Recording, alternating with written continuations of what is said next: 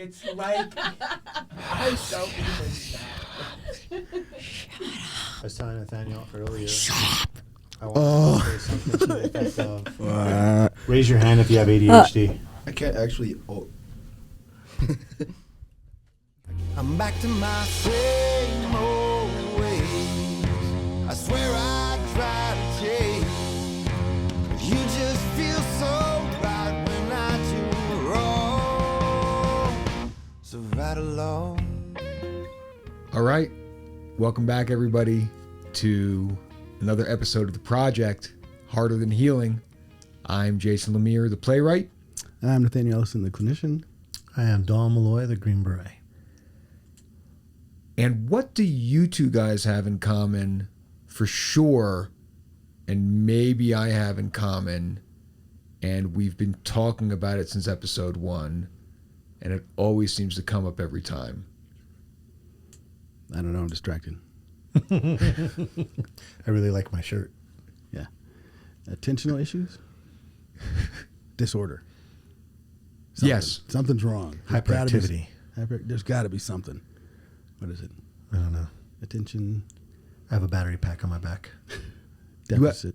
You have a battery pack on your back? Hyperactivity. Yes, sir. Wait, for real? Disorder. Yes, sir. What? It's actually more like a jetpack. Like Iron Man style? More energized bunny, I'd say. There you go. There's like a constant hum, for sure. Yeah. Yeah, there's that. Yeah. And when you ask me to stop, I won't know how. Yes. There's no breaks. Okay, if you are only listening to this podcast, go on YouTube right now and just watch Malloy's facial expression for the past 20 seconds. Because what's becoming very evident is that for episode 5, Malloy is not going to keep it together.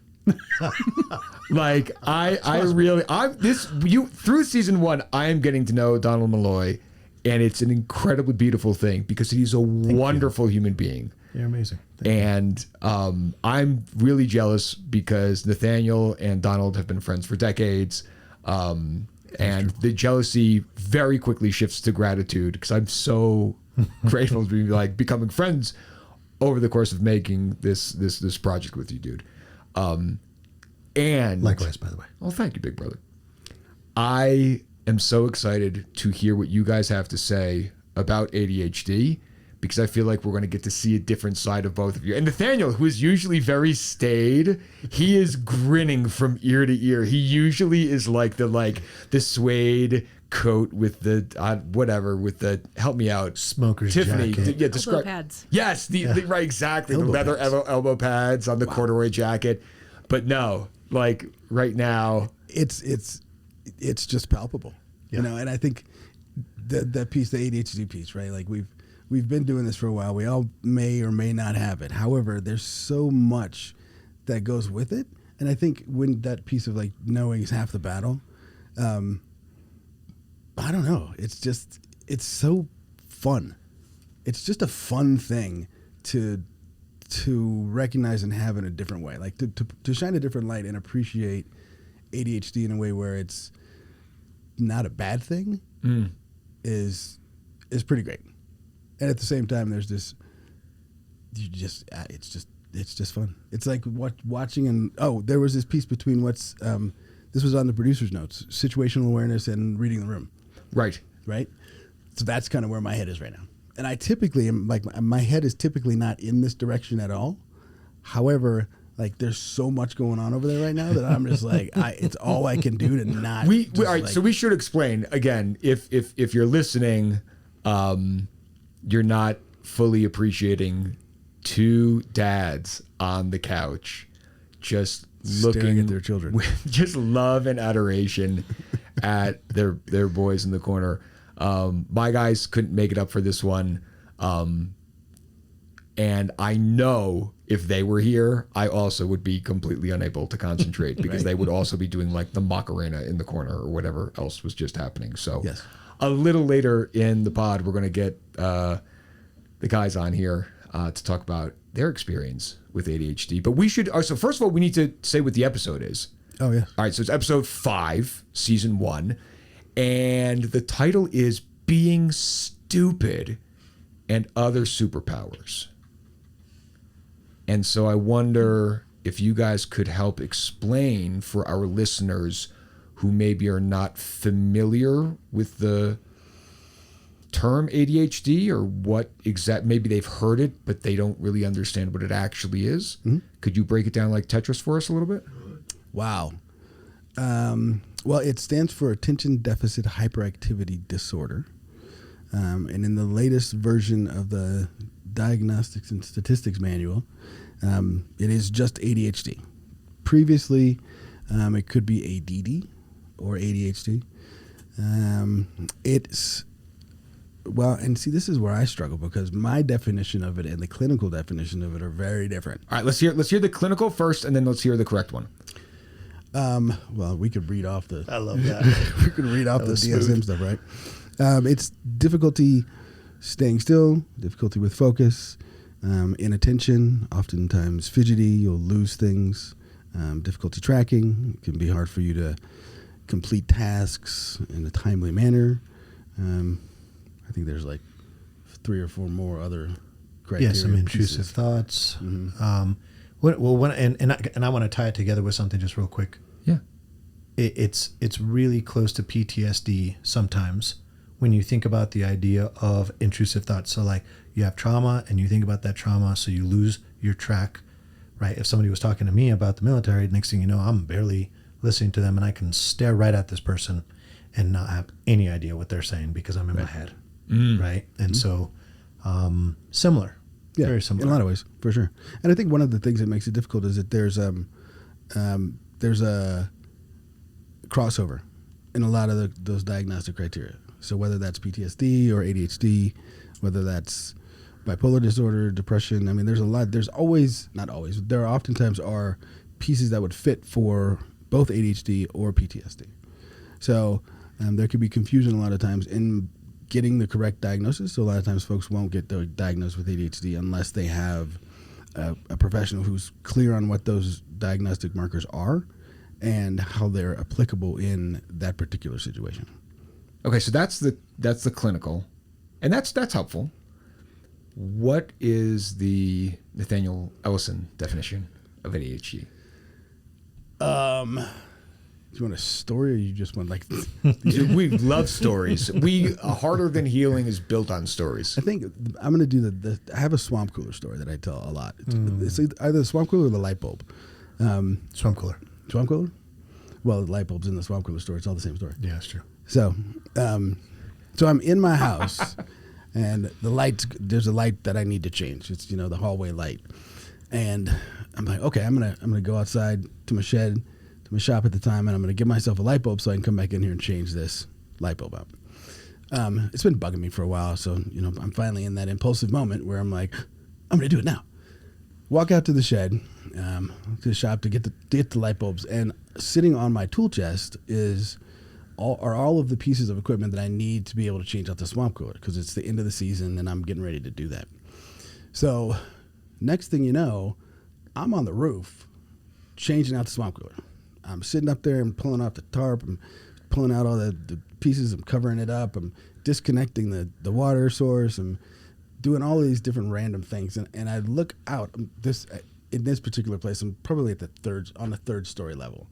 So I'm sitting on my roof in the kind of Wash Park-ish area, Platt Park, Wash Park area, and looking at the mountains and kind of watching the sun start to set. And I'm thinking to myself, like, how the hell did I end up on the roof? Like, what am I doing up here right now? And then, and I haven't really touched on this very much, but I have like a VHS recorder brain. So I just kind of rewind everything in my head as I need to. So I rewind everything in my head, and I'm like, oh, right. It was the light bulb. Light bulb. Right? So I think bing. I have that moment where I realize this is what's going on right now. I think a part of what it is when you talk about the Nathaniel Ellison definition of what ADHD is, it's being in that space where sometimes you just don't really know what's going on. Sometimes you have this experience and like impulse control is not a thing. And you just go with whatever random impulsive thing. Or you start in a certain direction and the next thing you know, you're sitting on top of the roof changing out the swamp cooler when all you wanted to do was change a light bulb. Mm-hmm.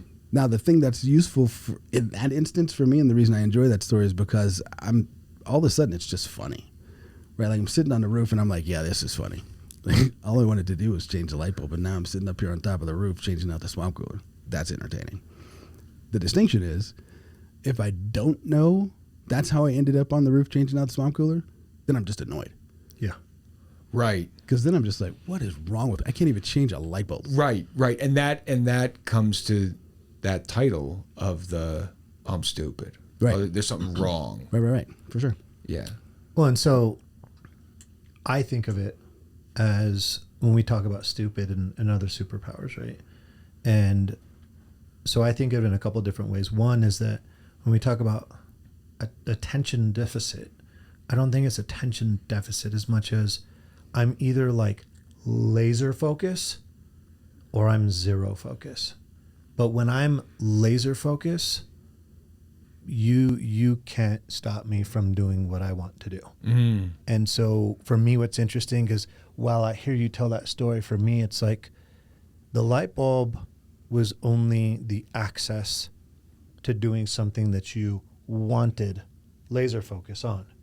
So if I go and do a puzzle, that's great. I'm going to probably pay a lot of attention to that. But if there's something else that's really pulling at me, it just that the motivation to do one thing will push me in a direction to end up doing that thing which I really want the laser focus for.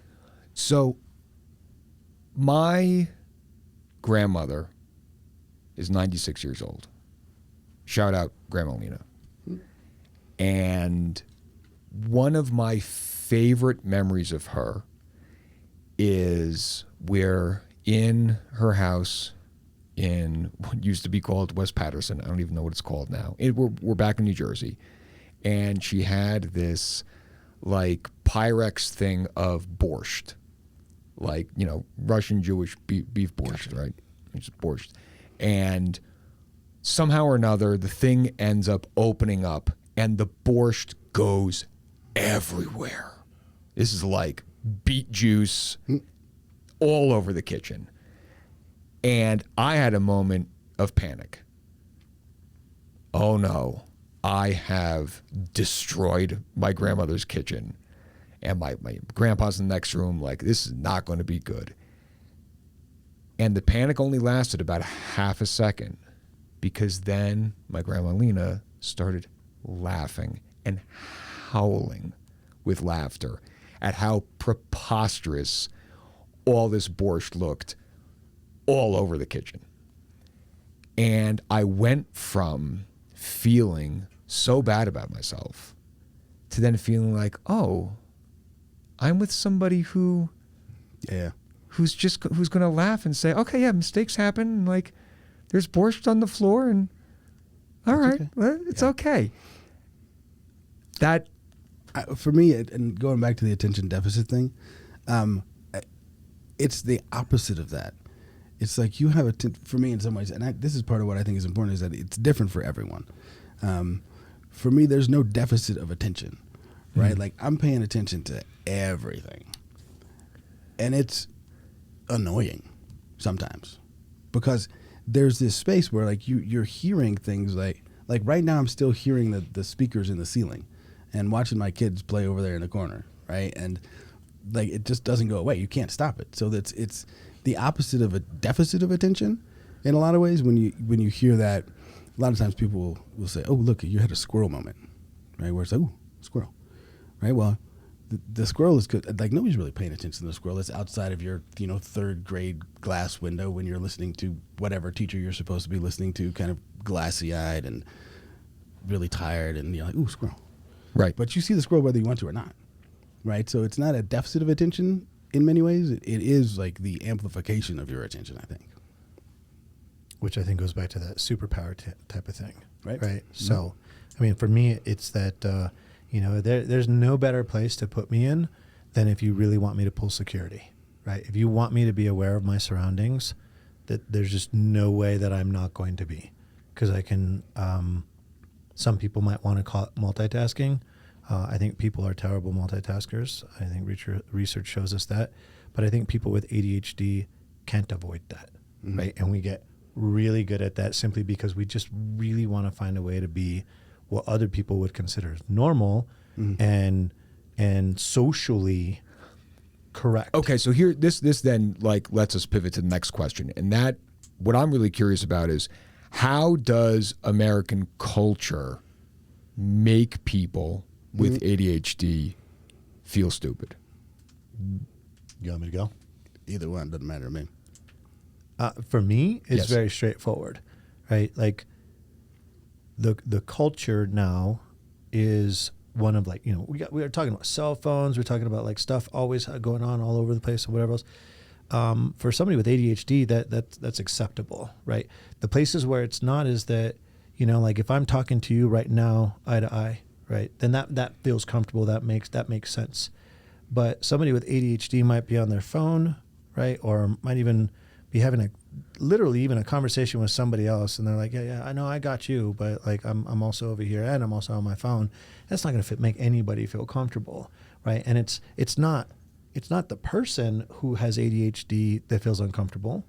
It's everybody else that's like, you're not paying attention to me. Right. Like Right. You have to make appropriate eye contact. Absolutely. Right. And I struggle with that because I tell my son all the time, like, I get it. You're looking at your iPad, and I get it that you think that you're listening. It's not about what you're doing. It's about what everybody else thinks you're doing. It's the perceptual piece. Yeah. And this, for me, it goes back to school when it's that the common conversation of, if you would just focus, you would be fine, which is like, and I say this not all the time, but this is a common one for me. If I could focus, I could fly, and I can't do either of those things.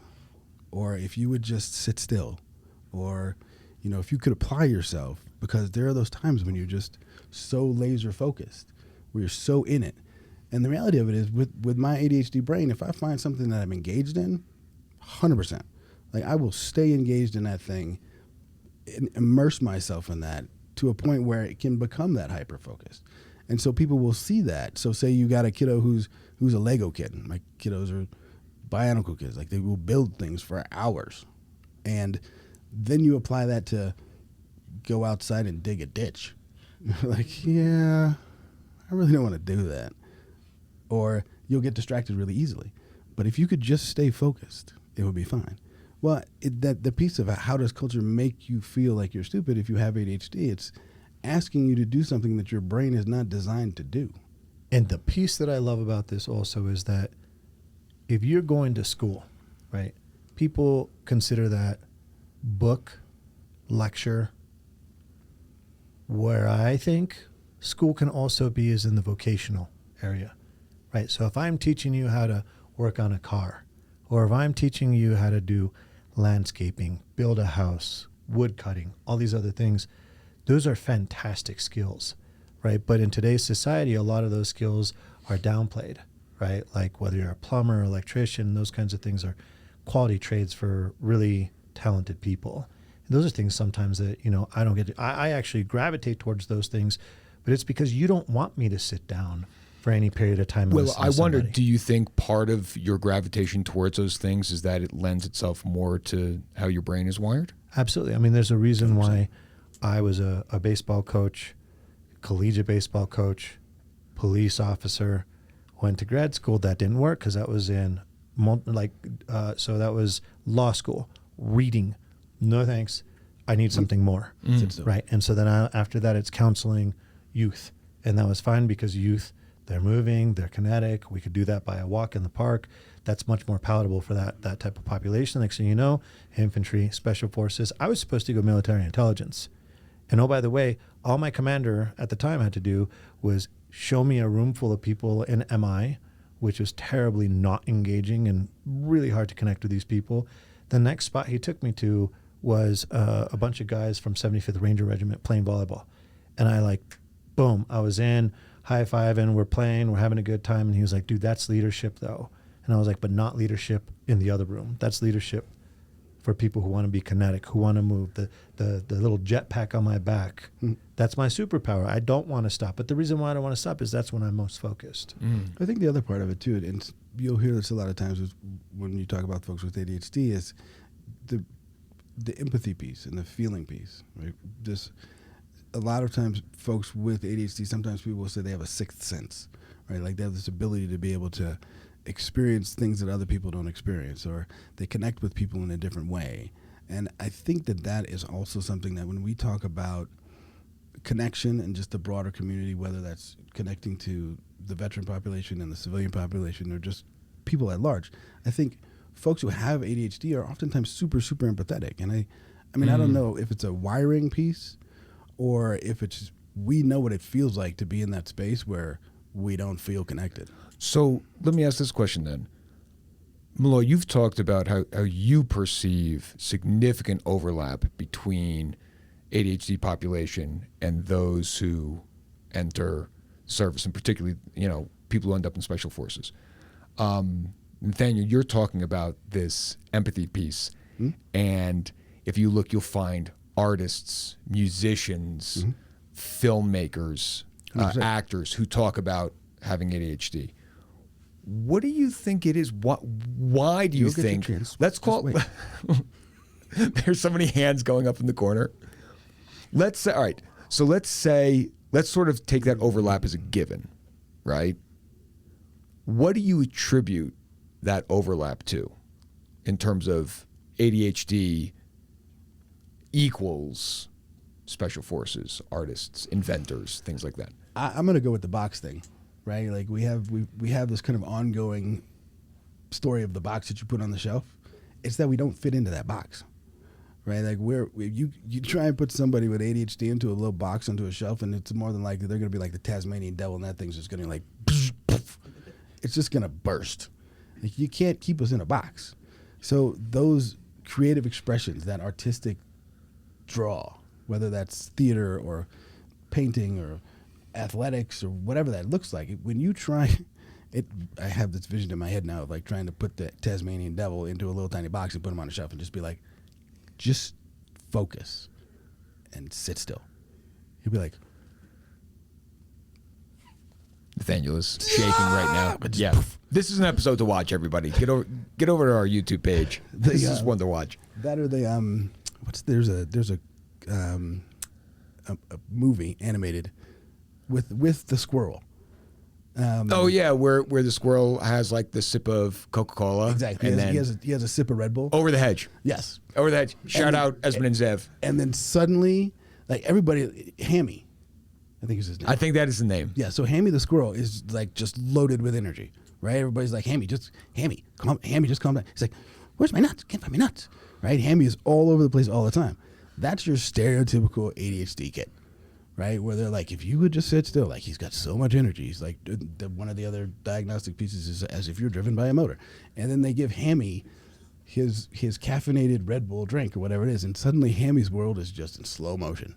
It's like you take meds for the first time as a person who has ADHD, which is a very different experience for everyone. But I can completely relate to that scene in that movie where they're like, here, Hammy, have some of this drink. And then Hammy's like, wow, the whole world just slowed down. Like, I can pick out individual leaves on a tree one at a time and watch the rain fall and like see the drops of rain as it's falling. So I was a police officer in Santa Fe, New Mexico, and I was in what they have is this law section, okay?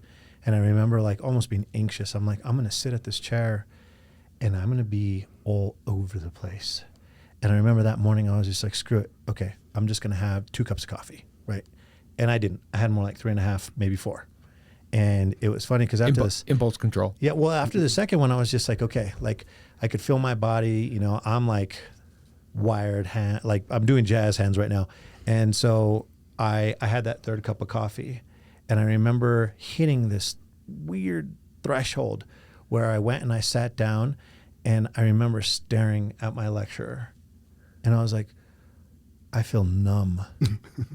I feel like I don't need to move for the first time, and I'm staring at this person, and I'm like, oh, maybe I should pay attention to what he's saying. And then I start paying attention, and I'm staring at the things he's writing on the whiteboard, and I'm thinking to myself, oh wow, I'm here. Yeah. And I don't need, and I felt like my body, it was like an out of body experience. And I felt like my body was just like, hey guy, I'm going to take a break. That brain up there is going to just kind of stare off at these things and collect this information. And I'll check in with you later. And I was like, oh my God, is this how everybody else feels? Right. This is crazy. But I had that. So here, you know what I love about experience. that is that you said this is crazy. You didn't say this is great.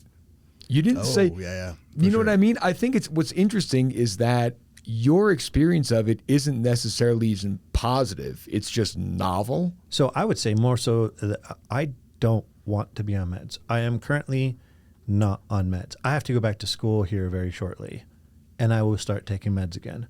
And when I do that, I lose charisma. I lose, I get probably a little bit more awkward.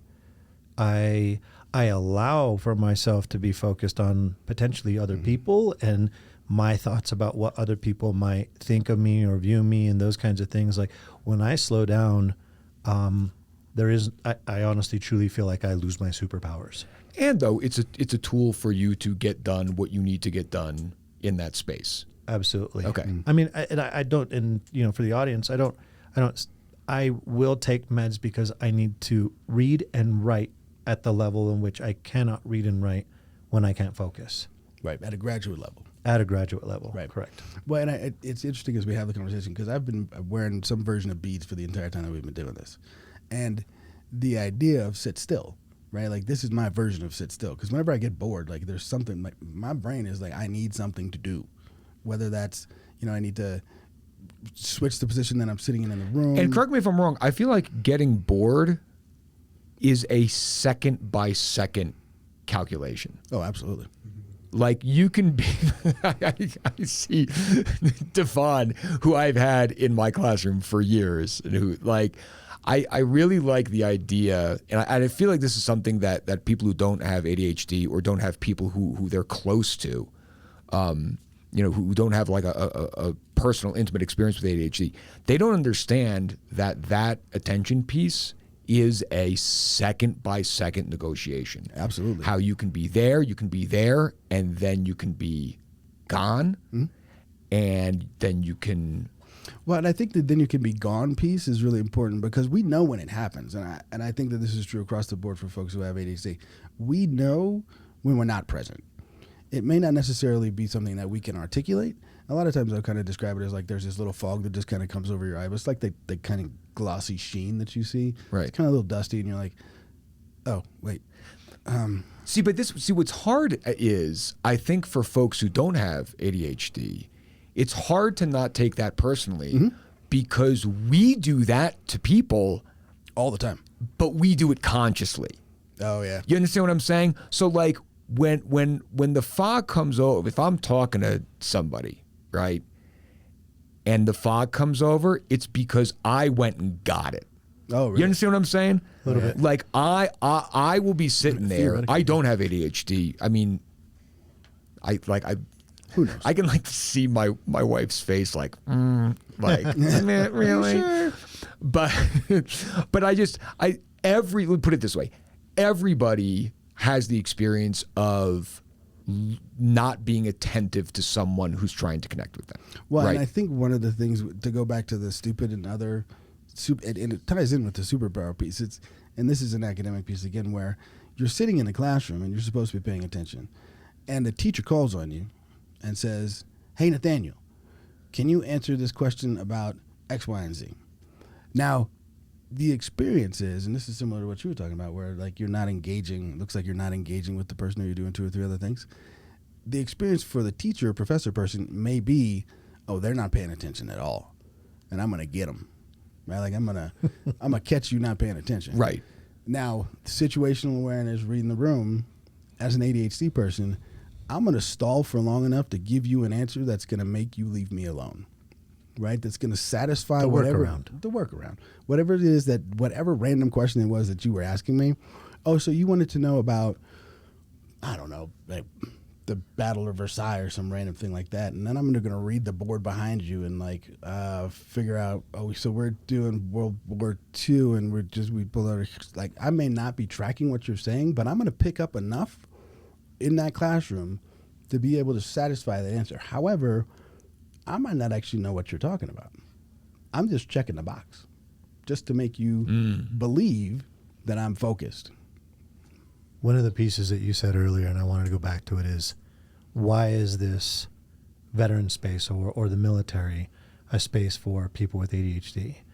And we had a guy by the name of Edward Hallowell, Dr. Hallowell, who's written a book, Driven to Distraction. It's a fantastic book. And there was a part where I went to chat with him while he was at Nathaniel's conference at DU. And I said, you know, what is the deal with people that are in special operations, or for that matter, just, you know, in infantry, in a kinetic force? Do people with ADHD gravitate towards that? And pretty straightforward, he said, you know, that's a large part of my population. And I'll tell you what it is. How many people are going to be sitting in a room and you say, okay, hey, so I got this gig, right? You can run around, kick in doors, shoot up stuff, blow up stuff, jump out of planes, and sometimes I'm going to drop you off in places where you're not going to know where you are, and you're going to have to figure it out and find a way to get out, and you might not come back. All right, who's in? And half of us that have impulse control and are like, that sounds exciting. I don't feel like I'm going to be bored. I feel like I'm going to have attention. I'm going to be laser focused. That's me. Pick me. And the next thing you know, there I am, jumping out of planes, you know, running and doing whatever kind of training it might be. And I will be perfectly honest, in those spaces, there's nothing but laser focus. And it feels fantastic to have laser focus. There are pieces of me right now, I'm not going to lie. So the audience knows, it is difficult to sit here right now. Oh my goodness. I am crawling out of my skin. It's funny too, because I'm watching our boys over there, and they're doing the same thing. They're just like, oh my God, we have to move, please soon. Can you? And like, this is Can you let us go? Please? The only argument that I have for me not having ADHD is I feel fantastic right now. Oh, dude, I'm crawling. I'm sitting here. I'm fascinated. I could watch you guys and listen to you guys all day. So, out of deference to our incredibly patient guests and our also incredibly patient co-hosts, I think we're going to take a very quick break. When we come back, I think things are going to sound just a little bit different. This is episode 5 of Harder Than Healing. We can even cut the being super. We're just going to call this Other Superpowers. Other Superpowers. Other Superpowers. Because I think that we have already moved past. We've demystified the whole being stupid thing. That's erroneous. Yeah, that's total crock of shit. Crawling out of my skin. Time to go.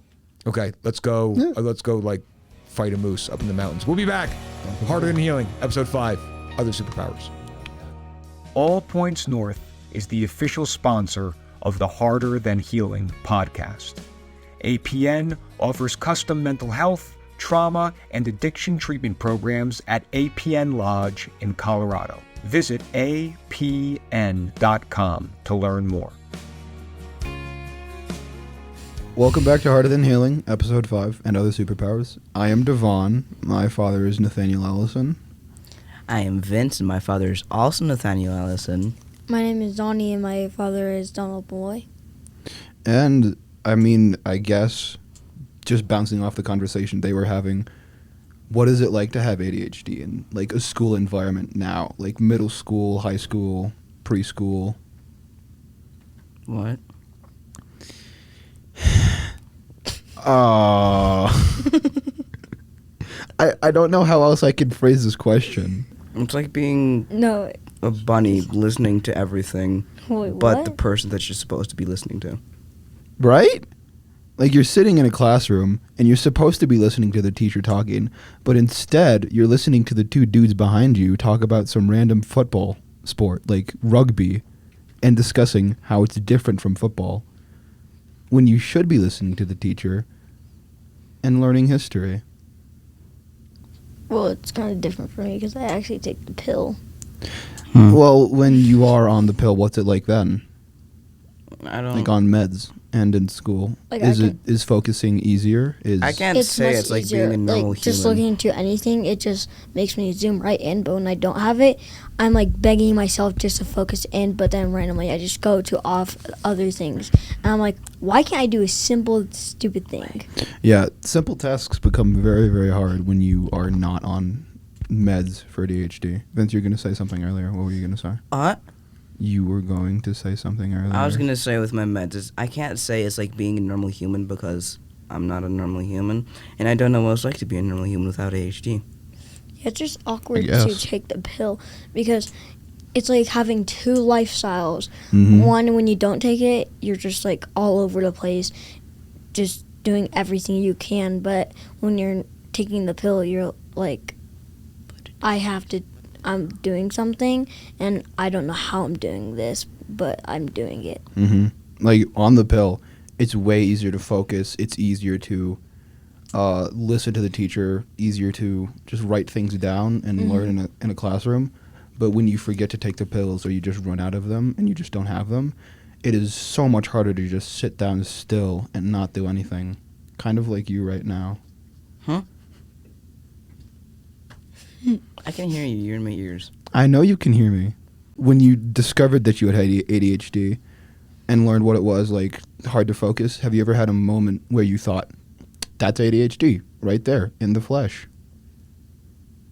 In the moment. Kind of. When I was taking the ADHD test and I felt the wall vibrating, yeah. Yeah, that's fair. I didn't even take the ADHD test, I don't think. I did? Did I? I don't remember it. I don't remember anything else from that conversation. Test place. Conversation. How do you think they diagnose you with ADHD? You're just sitting there and they're like, You seem strange. well, he's twiddling his thumbs now. Earlier, he was looking at the wall. Now he's spinning in circles in that chair from the ceiling. That Maybe that he means has they have ADHD. ADHD.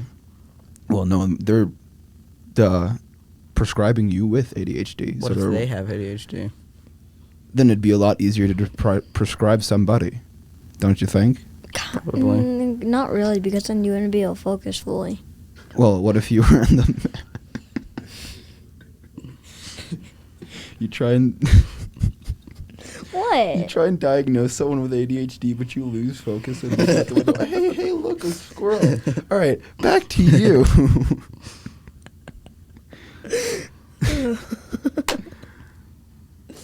What? Why do you smack your fingers so loud? He has something on his mind he wishes to make publicly known. No, I don't. Make it. Yes, you do. Make it out. Spit it out. What does that word say? Which word? The Y-O-V-I-V-E. Yeah, sorry. It's supposed to be you've, but I have very bad handwriting. and You've? Dyslexia. Oh, Y-O-U-V. Oh, that looks like a V. That looks like... A-I-V. Whoa. Okay, last question. Do you think that having ADHD Most of is a superpower? Yeah. For most, yes, mostly. But also, sometimes no. So what's the other bit that's no? So like, yes, it is like having a power, but you also said no. So It's what? kind of, basically for me, it's like I can have like an infinite energy pack on me, but when I'm not moving, everything's just poof. Just gone. I can't do anything else. Yeah, that's fair. Except for move as fast as I can. But otherwise, because that's like the superpower gives you, but then it also kryptonites like all your other parts of you that's supposed to work. That's fair. So then what is the other side of that? So you have the badness to it, like the kryptonite, like you said. What's the superpower bit of that? That you have infinite energy. You can really move as much as you want, and you can do a lot of, like, it helps you with sports, I bet, because you can move way faster than other people, and they'll be getting tired after like 20 seconds, and you'll be ready after like 5 hours. Still moving, 5-hour energy. All right, everybody, welcome back. Episode 5, Harder Than Healing. We're talking about superpowers. We're talking about ADHD. And in the hot seat, in the leather chair, we've got Davon Ellison. Davon, what are you doing here? I was invited here. Good answer. That's fair. Good answer. I'm being held captive. They're not going to let me leave unless I do this. That's true. Well, Wait. Welcome to the last episode of Harder Than Healing. right. You were invited, absolutely. We thought it would be a good idea for you to come and share your story. It's not a bad idea. Fair enough. So and I should, full disclosure, is that accurate? So, Sure. Malloy, how long have you known Davon? About 20 years. As long as you've known me for 20 years. He's Oh, only yeah. been You alive. didn't have I'm him, not right? 20 years old. So how old are you? I'm 16. That's how long. That's how old. Excellent. Or that's how long. Sorry. And then I have known, so I used to work at Davon's old school, and I was Davon's theater teacher starting in 4th grade. And we had some times. Is that wild? Yes. Yeah, since you were like 9 years old. Yeah, that's a bit crazy to think about. It is a bit crazy to think about. So here you are now. And so first of all, thank you for emceeing the previous segment. That was terrific. Very well done. And if you could see the video, Devon's like, was it? No, you did. It's brilliant. All right. You're brilliant, as always. And we talk about metaphors a lot when we would do theater, and how sometimes metaphors can be a way to help people understand something that they otherwise feel distant from. So one thing that I was really curious to ask both you and these gentlemen is, can you give our audience a metaphor for what it's like to navigate life with ADHD? Probably.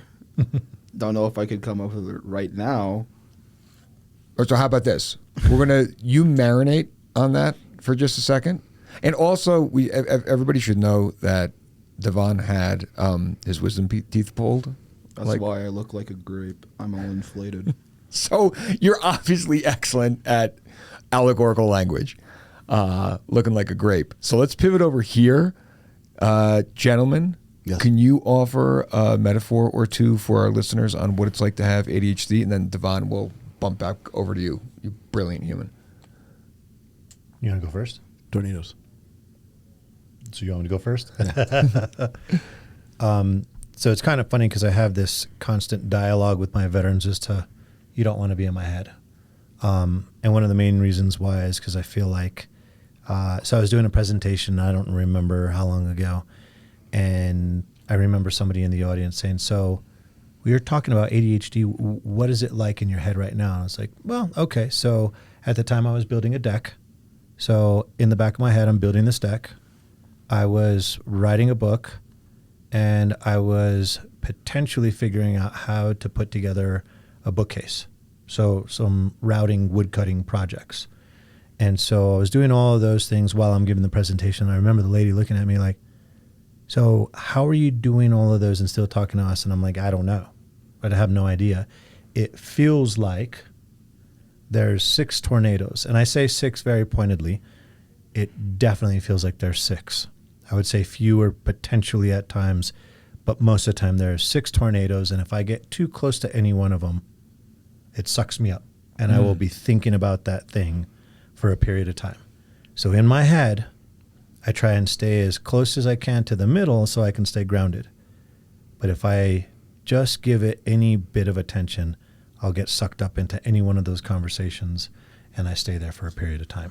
Internal conversations. Internal conversations. Wow. Absolutely. Still thinking.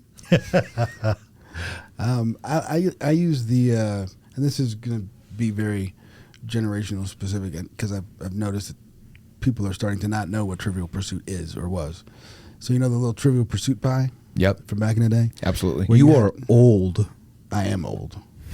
I am old. Old enough to have children who are as old as you and older. Oh no.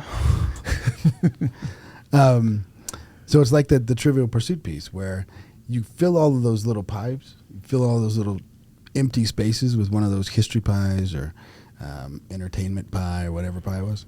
So for me, when I think about it, it's, and this is specifically in more of a clinical space or when I'm trying to pay attention to a really uninteresting, monotone Ferris Bueller teacher. If I can fill all of those pieces of that little pie, except for one, with the sound of my kids in the other room talking, the sound of the speakers, my teenager over there twitching his foot, Malibu Keith standing over there adjusting sound. If I can fill all of those other pies, then I can pay attention to you and have a conversation with you. Because then that one pie piece is still open, and all of those other sections of my brain are occupied with all of the other things that are going on in the room. But it sounds like you're saying they need to be occupied because otherwise they're going to go looking for something. Yeah, otherwise they're going to find something else anyways. So I'm either going to put something into that space deliberately or it's going to get filled. So this is very interesting because a lot of times that's how I describe my anxiety. Oh, nice. I think of my anxiety as like somebody poured mercury on the table. Mm-hmm. And so my anxiety just goes looking for a reason. Mm-hmm. And so it seems like there's a really interesting crossover there. Yeah. Well, and I think it speaks to what our brains do, right? I mean, I'm looking dead at you and I'm watching Tiffany shuffle her foot. Yeah. Right. And like it's just the way that my brain is designed. So now he's doing it. She stopped. Right. It's just how it works. So it's going to happen no matter what. And when people have this idea of if you would just do, insert appropriate thing here, you'd be fine. So for me, it's like, when people say, hey, you just need to focus. And I'm like, no, I got the focus. It just has to be on 6 different things.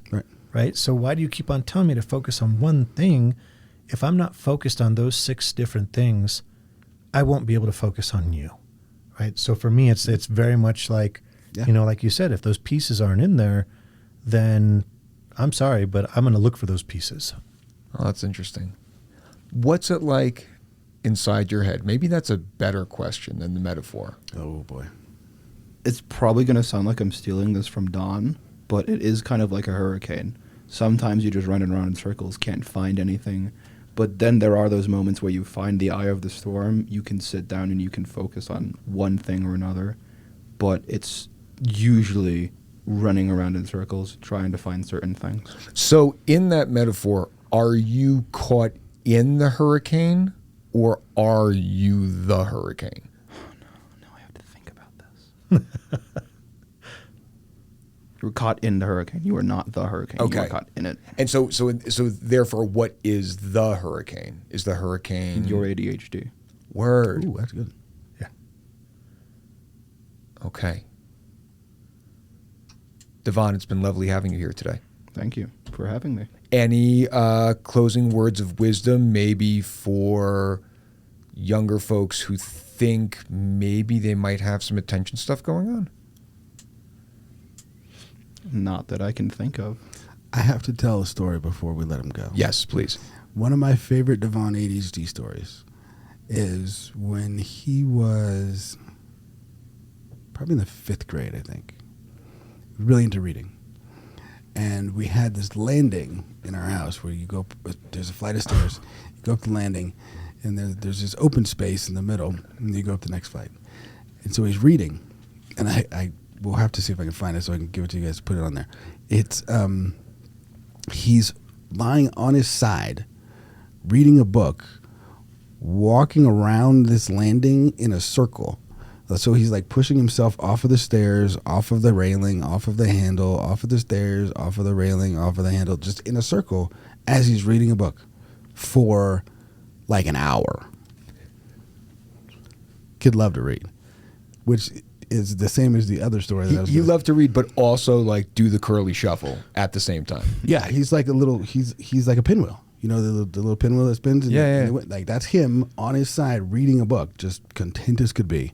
And the other fun Davon reading story was when I came back to the car at some point. I don't know where we were, but I look into the back seat of the car and he is upside down. I was. with his legs like kind of hanging in the back area, like underneath the window. Same thing, upside down, reading a book. I'm like, yeah, he's got it. So while you're saying that, I'm thinking of all the different ways that I've found Donnie reading, and they all sound so similar. Right? Yeah, it's intense. Yeah, you can't just sit in a chair still, No, just reading a book like this. That just doesn't work. no. Yeah. Does it feel It feels wrong like a crime? to just sit there like this and just read a book. The only time you can ever do that is when you're in school and you were forced to do that. So if I had the option in school to like spin around, sit on the chair backwards, lay down on the floor, I would take anything over just sitting there in that plastic little chair just reading that book. Do you feel like being forced to sit that way makes you not as good a student in that moment? I wouldn't say not as good as a student, but I do notice it, and it does make certain things harder to do. Like reading, like just sitting there reading it. Because when I'm doing other things whilst reading, like spinning around on the wood floor, I'm doing something else to preoccupy my mind. So just sitting there in that chair still, I start to notice all of these other things around me. So this I feel like this comes back to the pie piece thing, right? Yeah. So you say preoccupy your mind.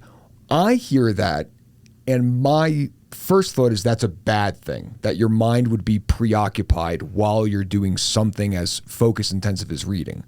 But what I think you're saying, and please help me get this right, is that by preoccupying a portion of your mind, you're actually able to focus better. Yes, because you take up that bit that's like going to look around for something else that's different, and you can focus it on something else, like walking around in a circle around the counter, or looking at the posters in your teacher's rooms, or listening to other conversations behind you while reading. So you can focus on multiple things, but still focus on the one big thing you want to stay on. Okay, so this is so interesting. So like my kids constantly listen to books on tape while they're reading something. And I never understand that. But what you're saying is it's almost like by listening with a small portion of their brain or whatever, I don't know what portions is irrelevant, they're occupying what needs to be occupied so they can then give focus to what they want to focus on. Yeah. So I think a piece of it too for me is if I start typing and I'm doing something on the computer and it's intellectual, right? Yeah. Not just screwing around and writing stuff up, but like intellectually writing something. If I put the TV on and the TV is going on in the background, might even want to be something I've already seen or heard, I need that there to occupy the other space. It's like white noise for people who don't have 100%. ADHD. Okay.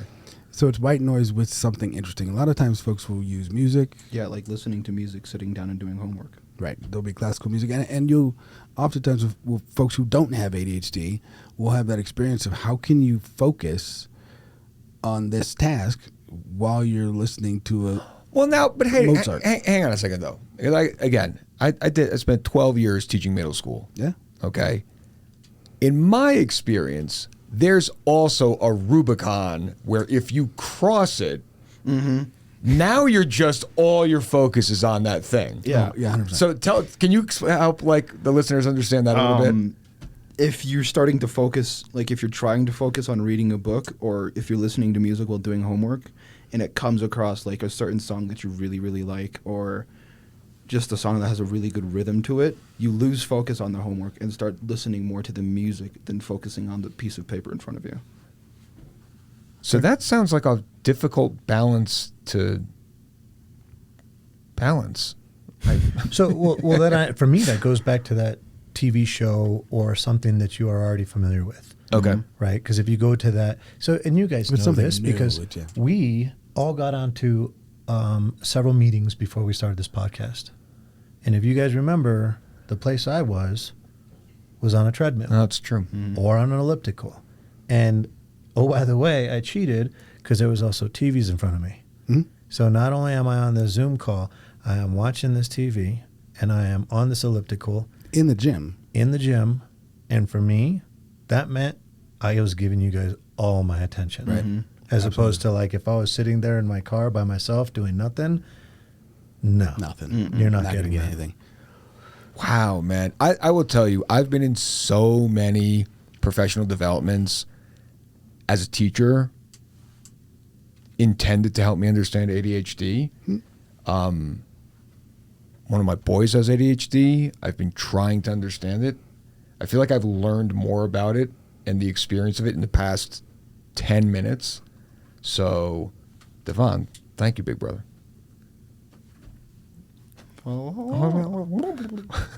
Thanks, baby. You're welcome. Don't worry about it. All right, when we come back, we're gonna have somebody new in the hot seat. All right, I'm in. All right, All right. be right back. Donnie, do you know what? You ever heard the word like metaphor or simile? Have you done that yet in school? Mm-hmm. How would you Mostly. explain what is a metaphor? Like I've heard, I know what it is, but it's been so long, so I don't For really sure. remember that much. So here, I'll give you one. Davon said that because he had his teeth pulled, his face was Oh, like now I a remember. grape. Yeah. So, what would be, if you were to give yourself, what's your favorite sport to play? Soccer. What is your favorite position to play? I like going like up mid or defense usually. I just like being a type of defense either way. Awesome. So, what would be a metaphor for like, what is an animal that you play defense like in soccer? So, make a metaphor. I would say I play goalkeeper like a spider monkey. All right. I'm like moving around. That's how I play. I play goalkeeper like a spider monkey. How do you play defensive soccer? Like a what? It's kind of hard because there's not really that many strong, like big creatures that are really fast that you know of. Oh, so you're big and fast. Like I'm like a heavy hitter, but at the same time I'm also fast to get to the ball, so I can heavy hit it really hard. Like you could say, if a rhino is like super speed, then that would be what I would be like. Bro, you're a rhino with super speed. That's a perfect metaphor for how Love you it. exactly. So that's allegorical language. So it's technically a simile when you said I'm like. If you said I am a super fast running rhino, that's a metaphor. Right? That's it. But here's what I was curious about asking you. What we were curious about asking you. Can you come up for a metaphor for what it's like to have ADHD? ADHD is kind of like a cheetah, you could say, because cheetahs kind of, they do stalk kind of, but that's like us zooming out. But also when they find what they want, they chase after it. Dude, I love you. Oh, we got heavy proud dad vibes on the couch right now. That was amazing. That was cool. Yeah. Yay. Say more. Say more. Because I like where you're going with that. But tell me why. Because cheetahs, they're a type of stalker. Basically, they like stalking up in trees. And that's for like us like looking where we go for to go at it and use our brain to take it. Just take it for ourselves. And the cheetah basically does that where when they stalk it, then when they see their prey, then they run after it and catch it. And when you're saying they run after it and catch it, is that like the thought, the thing that you want to focus on? Kind of like, because with ADHD, you kind of like are super active. So basically they stalk, that's basically us zooming out. And then that when they see what they're after, they zoom after as fast as they can. I like it. You feel like your brain is zoomy? That's really true because for no reason, when I sometimes try to go to sleep, I always sometimes have this thing where I actually usually have to open my eyes or else it kind of hurts me kind of because I basically have like my mind going through like a black tunnel of infinity, just at like super fast speeds, and it's weird. Yeah, it's like light speed. Got it. Makes sense to me. Why you look? What? He looks so confused. I am not confused. I am overjoyed. These guys don't. So Nathaniel knows me pretty well. I am just getting to know your dad, like doing this project with him. But the face that I just made, maybe it read as confused, but the face was just, it's a mix. I'm overjoyed because I love the explanation. And I'm also sitting here like, I have been thinking about ADHD as a teacher and then as a parent for years and years and years. And Donnie, in like 5 minutes, you helped me understand it better than the books I've read or the podcasts I've listened to, or I go to professional developments and I have experts explain this stuff to me. All in And- air quotes, by the way. Right, lots of air quotes there. And instead, if they had just walked, Donnie, how old are you, bud? 10. Yeah, if they had just brought in a 10-year-old in a sweet blue hoodie and been like, yeah, bro, my mind's a cheetah. Sometimes it stalks, sometimes it goes real fast. And then when I close my eyes, I see light speed. Thanks, dude. Thanks. Where have you been? What's taking you so long? Well, You're Him, awesome. that's what's taking so long. You. Well, and one of the pieces about this that Nathaniel and I talk about pretty frequently is I think that, that what we had in the heading, at first was the stupid part, right? And so often we talk about this idea that, people with ADHD are not going to be able to do these scholastic intellectual things. And I will tell you, yes, I get it. I am his father. So there's a certain amount of bias there. justifiably But so. but this young man is brilliant, right? And there's just a lot of things that he can say that'll put it into words for other people to recognize and be able to see that. I think that's an ADHD quality. I think that's part of his superpowers. Yeah, it also does make me feel really stupid because at some points when I don't have it on, I can actually use my muscle memory in my brain of all the equations I know in math. But when I don't have it, I'm like, I have this problem. Like you could say 5 times 10. I'm like, okay, it's 50. But when I don't have my AD on, I can just go pass all the questions with ease. But when I don't, I'm looking at it and randomly I look at something else in a flash for no reason. I don't know why.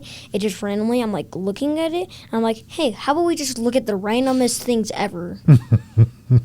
Happens. But that sounds frustrating. It is because it's I'm trying to control. It's I'm fighting over my brain, but my brain is so powerful that just easy take out, just like that. Yeah. One Can't fight of with the your things, brain. one of the things that we used to talk about, or I think, and it's funny because again, he gave me this knowledge, and so I use it with my veterans. But we like to call the brain the trickster occasionally, because the brain is one of those pieces of us, right? That it's well, wait, my brain can't be separate from my body or separate from me, so why am I talking about it differently? But if we don't intentionally, right, hold on to certain things, then our brain becomes the trickster, and it does those things like Donnie's talking about in terms of, wow, I was just doing this math and this was great until all of a sudden, squirrel moments and what's the sound over here and what's that stuff over there? It still even happens without with my pill, because it's you could say it's tug of war, but my brain has 2 tuggles with better people that basically when I have my pill it's extra 5 people and takes over, and then my brain thinks of something else and it gives 20 more people and tries to tuggle more, but then it goes a little bit off, just a little bit off. So Bro, are you no, hiding metaphors in your hoodie? Just you're just going, you're just throwing metaphors like a magician, releasing doves from your sleeves. We know how much Malibu Keith loves magicians. Yes, Malibu Keith.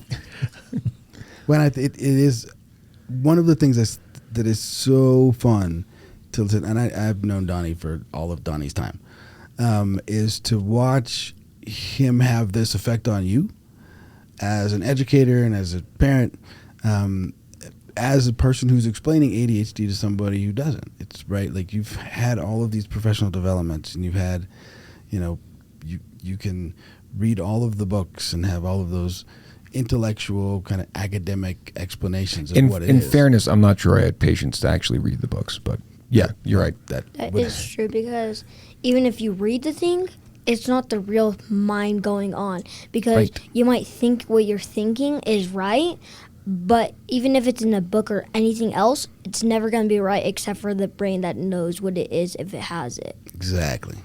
That's what I was going to say. That's wisdom right there. Yeah, man. Donnie, can you take us out? Can you say we're going to keep going with episode 5 of Harder Than Healing after this break? Mm-hmm. Go ahead, bud. Wait, right now? So? Yeah, we're going to keep going with episode 5. Okay. Go ahead and say it. Yeah. Episode 5?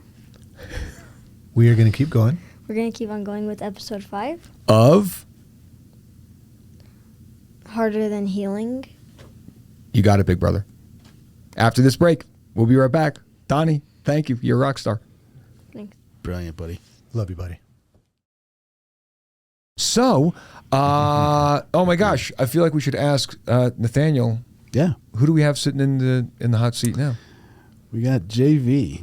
This is called the hot seat. It's the hot seat. It's Vincent Edward Ellison. We call him JV because when we were, we camp a lot, and so one of the things that I was trying to figure, like I wanted a nickname for this kid, and I was like, he's got to have a good nickname, and so we bounce nicknames all over the place, and he's like, it's just Vince. Just Vince. And I was like, so let's just go with JV. And he was like, that I can deal with. JV, just Vince. Yeah. That is a great name. All right, Vince. Let me ask you this, JV. My bad. You're right. I don't have I don't have dad cred. Vince. Mm-hmm. A metaphor, simile, allegorical language. So a metaphor is like when your brother said, "My face." I know what metaphors and similes are. Awesome. That's definitely how we're starting this segment. There we go. Can you give us a metaphor or simile for what it's like to have ADHD, or just what ADHD is? I don't know if I can give a good metaphor or simile for what ADHD is. So, superpower. Fair. Think about for you, what are the things that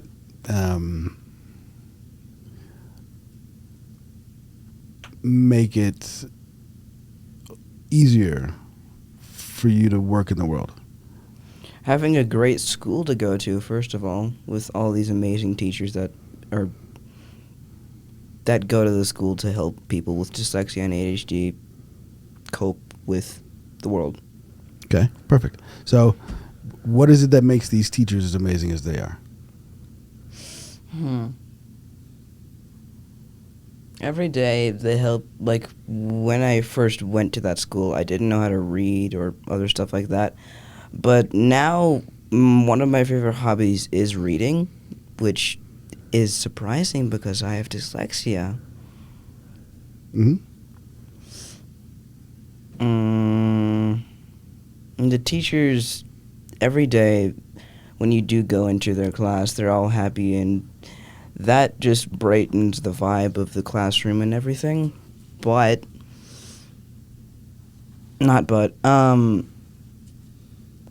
when you're in the classroom with them and you're having a lesson with them, it's always very happy and just fun, unlike other schools where it's a lesson and they do it over and over again. Mm-hmm. So it sounds like it's a little different at this school than it was for you at the school you were at before. Yes. Okay, so tell me what makes this experience different, where you said they just do it over and over and over again. What makes the school you're at now fit for the way that you learn? The school that I go to now, wait, what did you just say again? Perfect. What makes the school that you're at now fit with the way that you learn? They have tutors and everything else. the tutors, they help me with reading and everything else. Like, they describe what similes, metaphors, the word things are, and also during class we have one section dedicated to just goofing off. That's nice. So the word things. Word roots, word Yes, root words, and I forgot what they're called. All right, hang on. I have a question.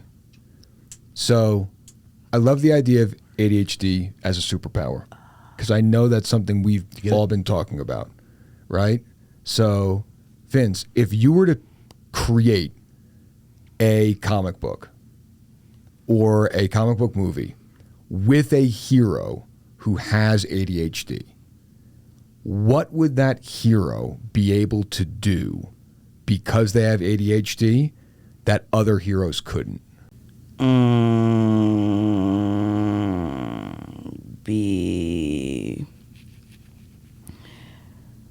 When they are doing something, they're being like hyper focused and stuff like that, and like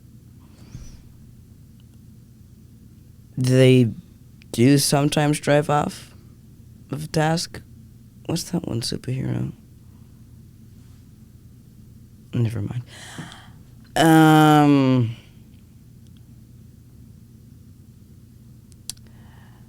A superhero would be, I would say, kind of like the Flash, really fast because they have a lot of energy and everything like that. And let's see. They can think of so many different things, and they can like project something from their mind out into the real world. Like, I don't know, if they think of a sword and then they have to like make the structure of the sword, and they could like make it appear in their hands, like summon it, kind of a thing like that. Oh, just like straight up green. Like so the Green Lantern would be ideally someone who can like see all the different angles. Mm-hmm. Whereas like a regular hero sees like one angle, ADHD hero can see all the possibilities. Yes. And so whereas a regular hero might come up with one or two types of sword, ADHD hero can come up with 1,000 different kinds of swords. Yes. Sounds like Doctor Strange. Gotcha. I love that. Who also wears a cape. Also true. Mr. Vince, tell me what it is that's been interesting for you in this experience as you've, sitting here with me and Uncle Don and your teacher, Mr. Lemire. What's this like for you to be in the headphones and listening and tapping on the ears and tapping on the microphone? What's this like for you, this new experience? Weird. Very, very weird. Yeah. Because when you speak, I usually, like, you're over there, but this time you're in my ear. That's not normal at all. Right. So it's like I'm in your head and we're all in your head. I don't like it. Can I share this with you, Vince? Is that when I came in to start doing this show, and I've told everybody, I had to sit here with a headset on and listen to people talk, and for me to talk as well. And I probably did that for a half an hour before I even could pay attention to everybody else. I was really in my head, really couldn't focus, really couldn't say nothing, and really just had to have the experience for a solid half an hour before I could even like look around the room and take in anything else. So I am with you. It's incredibly weird. Absolutely. And this idea, wait, here, let's try this. Try taking the headphones off. No. Yeah. It's bad, but I'm just getting used to it it's now. bad, but it's too fascinating to stop. Well, it's like you can't disconnect. Right. Well, now I'm starting to get used to it, and now you want to take them off. Right. Yeah. Yeah.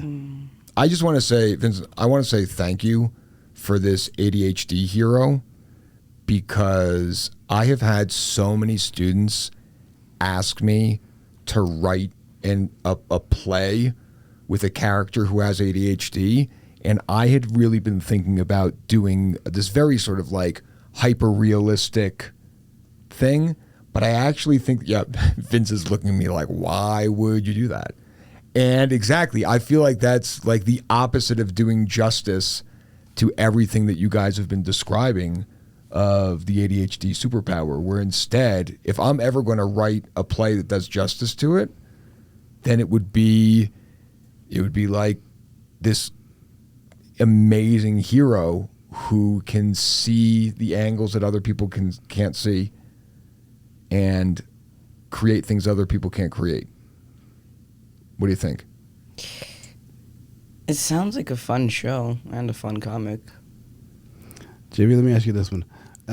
What is it like for you to go from the school year and that last day of school to, like, you're taking meds, you're doing school, you're killing it. You're killing it during the school year, and then a week later, we're out in the middle of nowhere in a flower farm, you're not taking meds, you're hanging out in a hammock. What's the difference in those two moments for you? The difference in the two moments is, well, I'm going to point out the obvious. You're in school and you're camping. Also, the other difference is you'd be listening to something else, but when you're not, when you'd have to be listening to one specific thing when you're in school. But when you're not in school, camping in the middle of nowhere, you're listening to everything. That makes sense. I love the facial expressions. Buddy, thank you for doing this. You're welcome. Vince, thank you. Happier on or off meds? Happier on or off meds? Yeah, what's your preference? Off. Fair enough. Can you tell me a little bit about what that is? Being off meds? Yeah, what is it that makes you happier when you're off meds? I can think more about other things and also do another task at the same time. Like I have these fun little characters in my head, and sometimes I have them like build things and stuff like that, but I have them do that, and I can also focus on something else, like a conversation or something like that. Mm-hmm. And when you're on meds, that doesn't happen? No. Fair enough. No. I'm making that face again, aren't I? It happens. Yeah. It's like having two different things to keep you occupied. No, but like you guys are making ADHD make so much sense. I feel like there are so many times when these adult practitioners have tried to explain ADHD to me, and just that story of, I got characters in my head and they're there and I'm working on them and I'm having a conversation. And then when chemically my ADHD is shut off, I lose access to that. Man.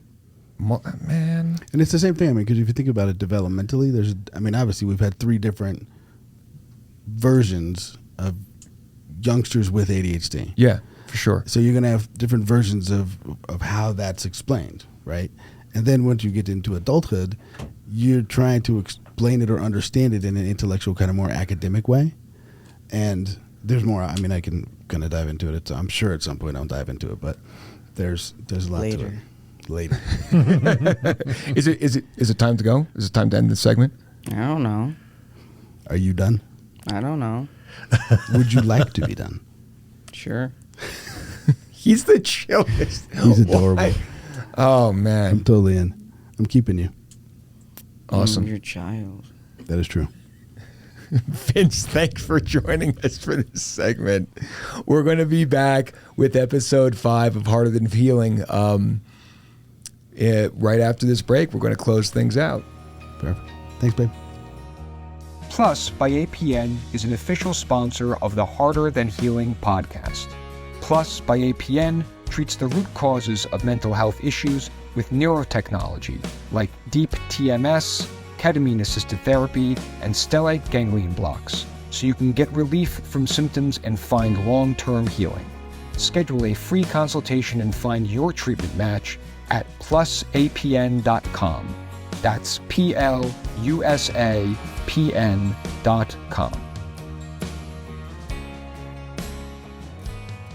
All right, welcome back from the break. We're going to wrap this episode up on ADHD and other superpowers.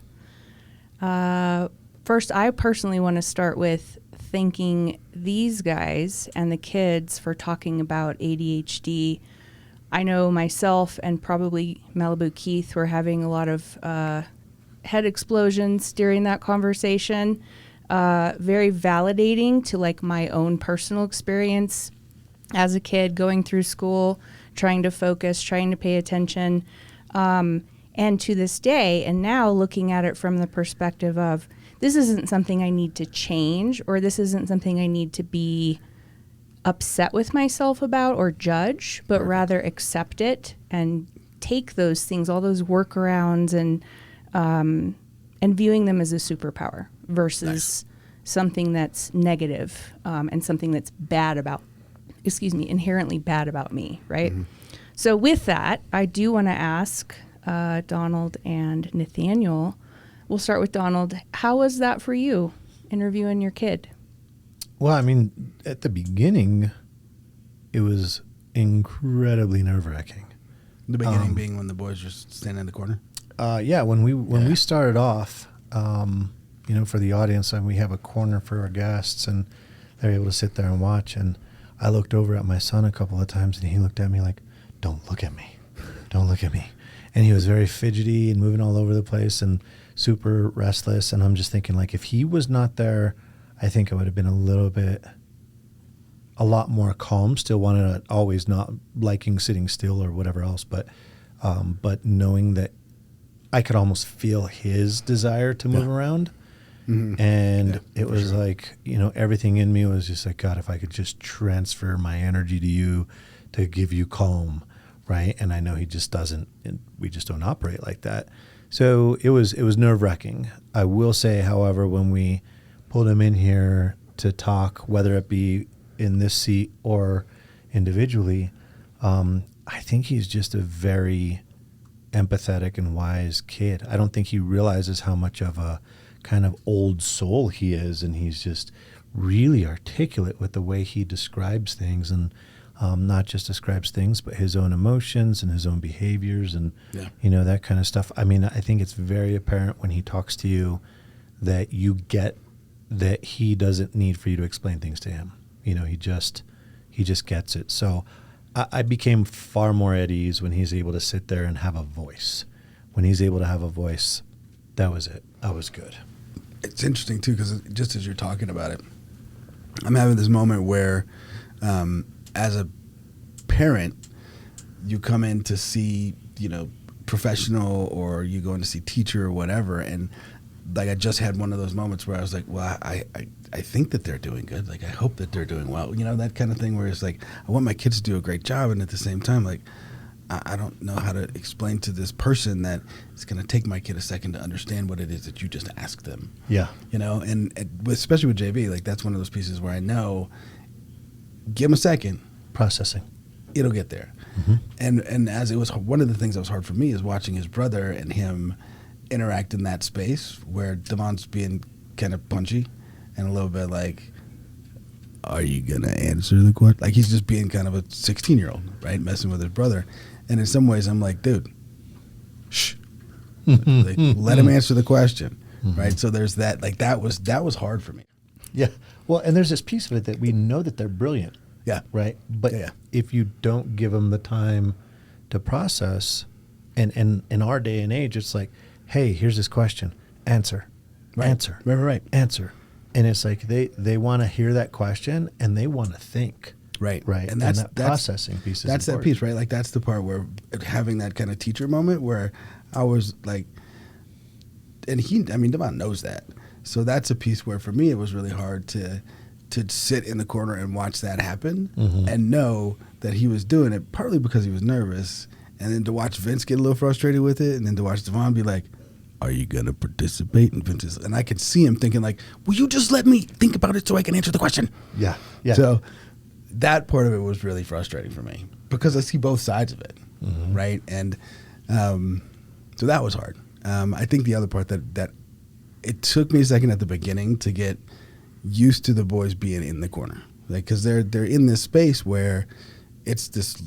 There's 3 of them, and they're just wound as tight as they could be, and it's like they're all just like, okay, we can't move, we can't touch the tripod, we're not allowed to do it. And Malibu Keith said during the break one time, he's like, I contained them in this little space because they were trying so hard not to touch the tripod, and they were all they were like, you know, like doing the limbo around the tripod kind of a thing. But it's also great because that's them, right? Like that's them in their space, also being excited and wanting to be engaged, and like, oh yeah, we also don't want to touch the tripod, right? So there's all of these things that are going on in their little heads, and you could see it all in that. It's all contained in that little corner right there. So it was something for sure. Very much so. Very cool. Can I ask a question? Like, Tiffany, obviously you know Don really well. Like, what was it like for you watching him watch Donnie? Like, what were you seeing? Like something familiar? Like, do you see this side of Malloy a lot, or was this sort of like new for you? No, this is very much new for me. I've been around them together a couple of times, but it's usually short periods of time, or we're coming and going, and so it's not in this kind of a setting where everyone's together and we're chatting, and we've been here for a couple hours. So yeah, it was very different. That's cool. I think what's great too is that like all of our listeners are on this journey getting to know us, right?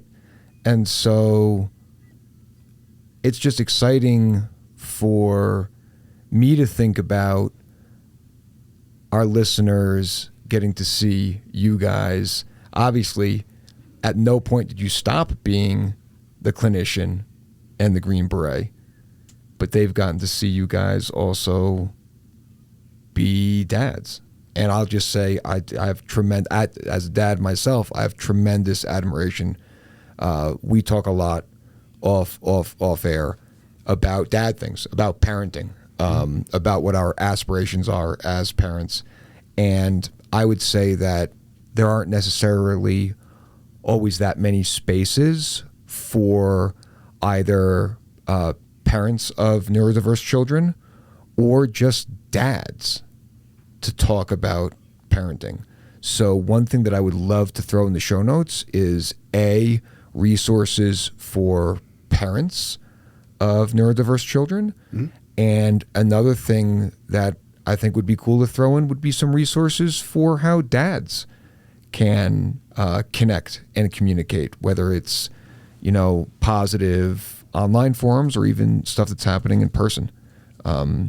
Yeah, I think as you say that, I start to think about, you know, some of my veterans, a symptom, if you will, of PTSD is to be irritable, right, or angry, potentially with little or no provocation, right? And so when that comes about, I have a lot of my veterans, male and female, that are like, hey, I need a little help with my kids because, you know, I have this like very militaristic kind of, I tell you, you need to do something, right? Like there is no, I reject your command. There is like, I got to do this thing. Okay, cool. I'm going to go do it. And with the kids with ADHD, dyslexia, learning disorder of anything, the processing speed, right? And I think you could see it, right? Each boy wanted to sit there and process what we were asking them. And as parents, it can be incredibly difficult to ask your kids to do something that you're like, I need you to do that now. And you see this young man or young girl not do it. And it might take a little while for them to even process what you just said, where a lot of parents are like, what's wrong with you? Why aren't you doing this now? You know, and I think that if I had to put a couple of things into a parent's mind, I would simply say patience is huge. And I had this veteran ask me this, and it was fantastic, because I said, look, if you have self-esteem going up through your life, would you have made better decisions? And of course they were like, well, yeah, absolutely. Then that's the only really thing that we need to push on our kids. We need to constantly validate them for whatever it is that they're going through, simply because that patience, that self-esteem, what we can instill in them will cause them to have better judgment, make better decisions when they get older. And I think for me, one of the things that was really poignant was when I asked Vince a question. I don't remember exactly what it was. And as soon as I got done asking him the question, you could see he started to try and answer it. And he was like, wait, what did you just ask me?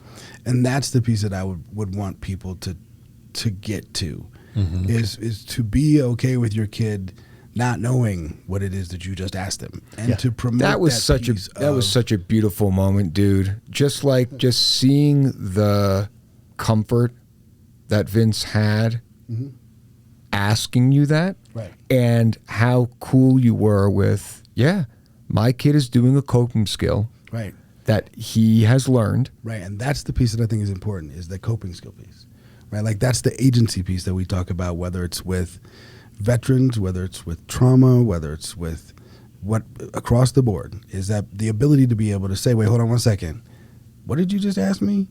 So that you can have that voice and you can have that agency. And so for me, that's the piece I want. If we're specifically around the parental pieces, we want our kids to ask those questions. We want to provide them with that space to be able to say, wait, I don't understand what's going on right now, so that they don't have that experience of being that stupid kid. Yeah. So that they can foster that piece of, like, that resilience and that independence to be able to say, wait, hold on, tell me that again, because I actually want to answer this question. It's not like I'm being a resilient, right? You know, like I'm being. I heard what you said, but I don't know what it means just yet. Give me a second to know what it means, and then I still have to think about how it is that I want to answer that. You know, and it's that piece that I feel like a lot of times parents are like, I don't have time for that. You just need to give me that answer. Right. But yeah, to have that patience to say, like, hey, I'm willing to wait. Because the opposite side of that is where you as the parent get frustrated, right? And then you're like, did you hear what I said? Kid's like, yeah. Because they know what they're supposed to say, right? Like, you would understand as the ADHD or the processing speed kid, like, you know the appropriate answer in that particular moment, right? When the tone changes and all of a sudden, like, everything's a little different, you're like, oh, I'm supposed to say yes right now. Yeah. But you still don't understand what the question was. Yeah. The word bubble. Right. Yeah. That's the word bubble. We'll have to get back to that one. Yeah. Yeah. That's a part where our kids have, like, they lost the question, and now all of a sudden they jump into PTSD land. Like, they go into lizard brain, and all of a sudden it's like, uh-oh. Insert answer here. Right.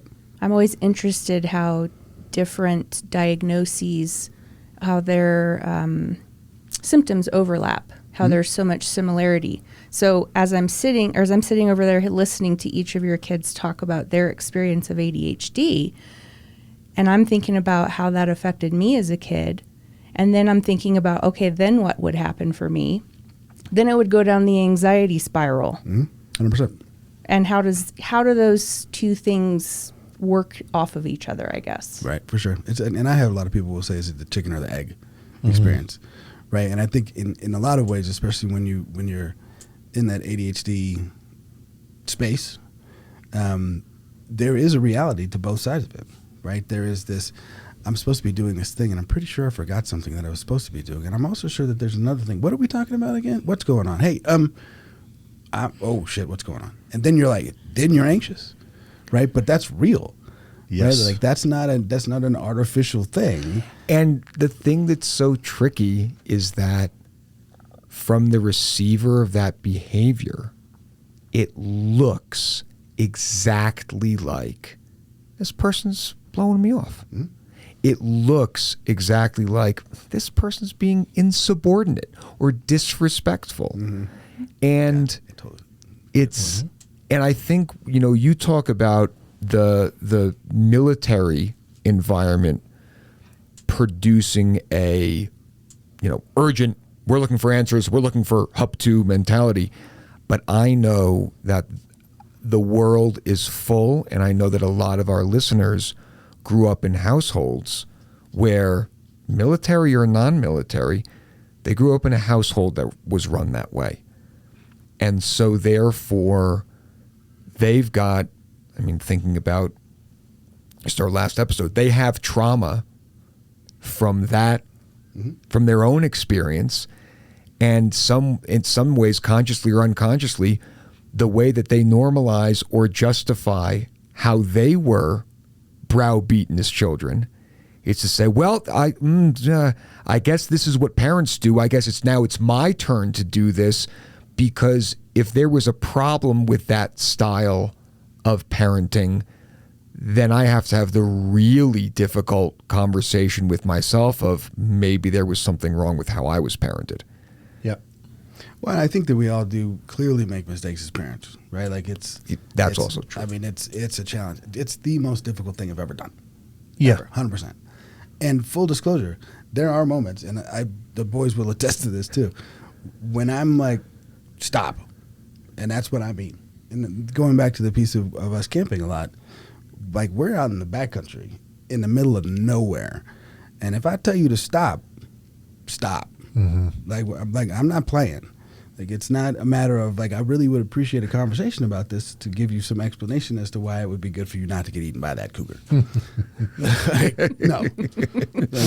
Right. We'll debrief on this after. Right now. Right. Exactly. And that's a piece of it too, is also having that clarity around and telling them beforehand. Like when I tell you to stop and we're in this space, that's what that means, because it's very important that you do what I'm asking you to do, and I will give you whatever explanation you want after we get done with it. However, in that moment, it's really important that we do that together. Well, and I think and I don't know if this is the last piece or not, but this is the piece of if we have this emotional inability to recognize where we're at, right? So I'm absolutely the guy in that space occasionally where I tell Donnie to do something, he doesn't do it. I try and have the patience, and all of a sudden I'm just not there. And if I'm not there, I think it's wise to recognize that I need to go back to him and explain to him either why I wasn't there, to own my own emotions so that he can say like, okay, I get it. And because I get it, no big deal. I can have emotions too, right? Right. And that's so important, because then the kids aren't putting their own understanding that's usually skewed about why that interaction went that way, as opposed to clearly communicating and differentiating. This wasn't a matter of you being wrong or me finding fault in you, just taking accountability. Mm-hmm. Yeah, absolutely. Yeah. That's the whole modeling thing. Huh? Yeah. Yeah, right. Parenting is hard. So I think completely appropriate for our ADHD episode, we have in the closeout segment hit half dozen topics, a dozen topics. That's about right. Yeah. About right. Yeah. Sure. Or more. Sounds appropriate. It all seems like the same thing to me at this point. Yeah. So I think with that we'll wrap up episode 5 of Harder Than Healing. Are we gonna? Is the one MC gonna be doing our? Oh yeah, one MC should. You gonna sign us out? Yeah, I can sign us out. I got distracted there. Who's doing what? that's fair. Here we go. There's a squirrel. What? Yeah. All right. We're going to end this episode of Harder Than Healing, episode 5, ADHD and Other Superpowers. Thank you all for coming, bringing your children along to talk to us. Thank you all for listening, and you are worth healing. Hi, my name is Watika Ling, and I am the CEO of Warrior Now. And I want to thank you for listening to Harder Than Healing, produced in partnership with All Points North and Warrior Now. This podcast is recorded on the APN campus in Edwards, Colorado. Warrior Now is a nonprofit organization that provides veterans a whole health approach through peer-to-peer services. For more information, you can contact us at info@warriornow.org or pod@harderthanhealing.com. You can also find us on all social media platforms at Warrior Now. Like, share, or subscribe for new episodes. Thank you.